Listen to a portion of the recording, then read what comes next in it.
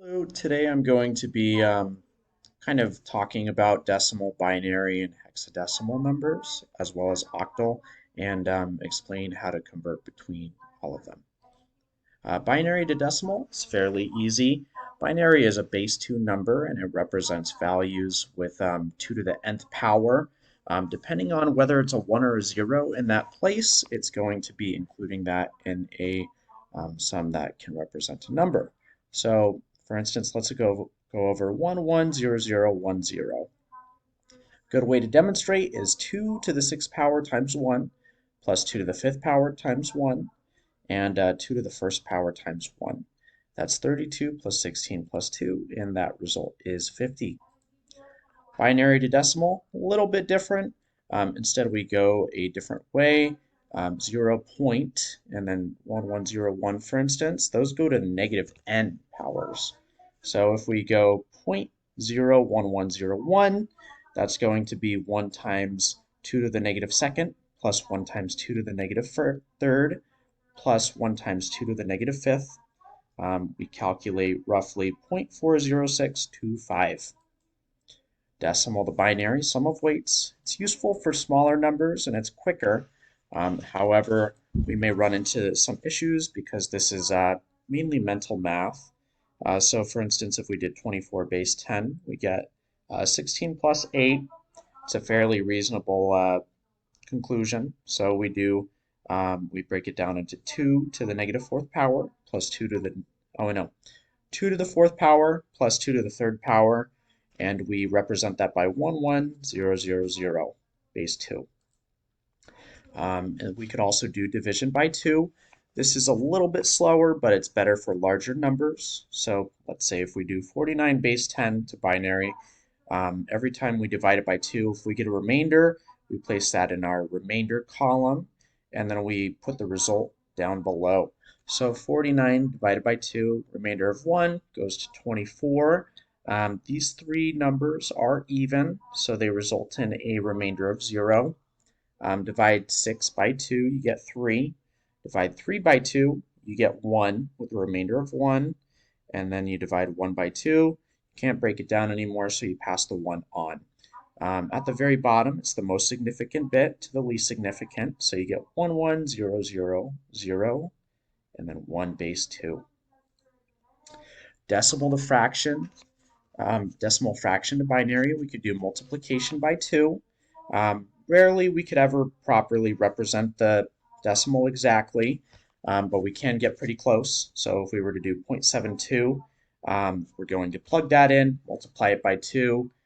We carry over the 1 since it goes over 1, and then we plug the mantissa back in, or that remainder, and then we get 0, and then we get 0.88 times 2. We carry on 1.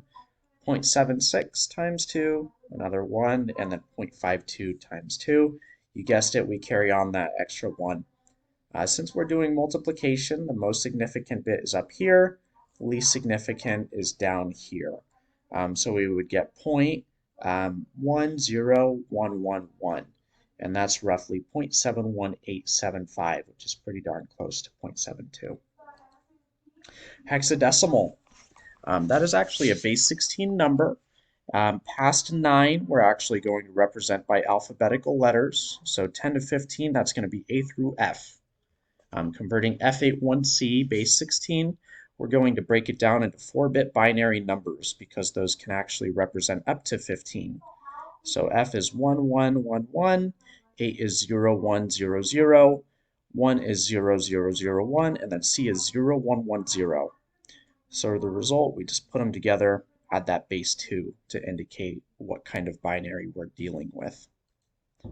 Binary to hexadecimal. We get this large number right here. We're going to split it into 4 bits each, so then we could properly represent our hexadecimal.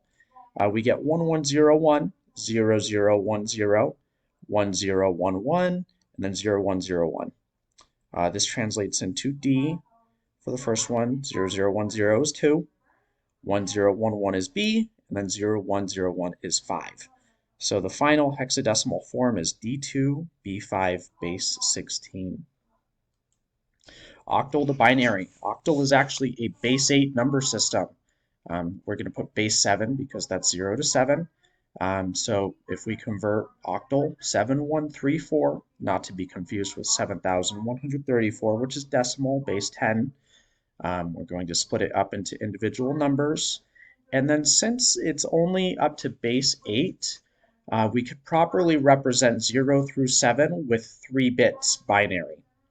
So for 7, it's 111. 1 is 001, 3 is 011, and then 4 is 100, base 2. That's our binary conversion. Binary to octal. So we get this large number right here. Split it into 3 bits to make it more digestible, easier to read. And then we get 101, 5, 011 is 3, 001 is 1, 110 is 6. So the final conversion is 5316, base 8. Hexadecimal to decimal, sum of weights. So really what we're going to be doing here is we're going to be using the weight 16 paired with its exponent to properly represent a decimal number. So we get B, which is roughly 11. Well, it is 11 times 16 base 3. And then we get C, which is 12. That's going to be multiplied by 16 to the second. F is 15 times 16 to the first, and then 8 times 16 to the 0. That's going to result in 45,056 plus 3,072 plus 240 plus 8. That results in 48,376, base 10. Decimal to hexadecimal. So we're going to be converting 1427, base 10, to hexadecimal. We're going to be doing it based off of division of 2, but in this case it's 16 because that's our number base. So we're going to first start with 1427. We get a leftover of 3 after dividing it by 16. So we're going to carry that 3, convert it to hexadecimal. We're going to have that result of 89 left over. Divide it by 16, we get a remainder of 9, pass on 9, and then we go down to 5. Can't divide that by 16, so we just pass it through. So really we're going to have our most significant bit down here, and then the least significant at the top right here. So that results in 593, base 16. Octal to decimal. We're going to do a sum of weights method again. 5617, base 8. We split it up properly. We're going to do 5 times 8 to the third, plus 6 times 8 to the second, plus 1 times 8 to the first, and then plus 7 times 8 to the 0. That's going to result in 2560 plus 384 plus 8 plus 7. That's going to result in the sum of 2959, base 10. Decimal to octal. It's fairly simple. We're going to do 5420 divided by 8. We get a remainder of 4. 677 divided by 8. We get a remainder of 5. 84 divided by 8.